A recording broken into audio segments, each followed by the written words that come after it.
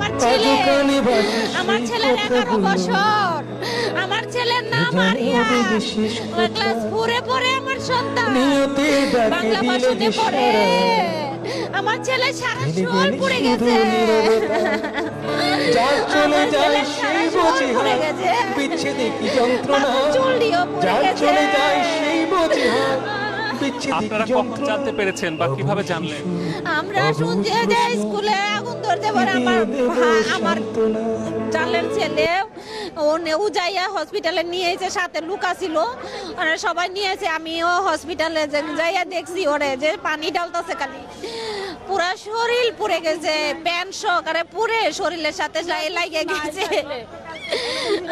আরেকজন স্বজনের সাথে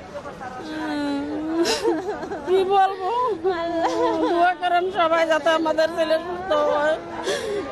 বলার মতো ভাষা নেই আমাদের, রাব্বুল আলামিন, তুমি দয়া অনেক করো। খারাপ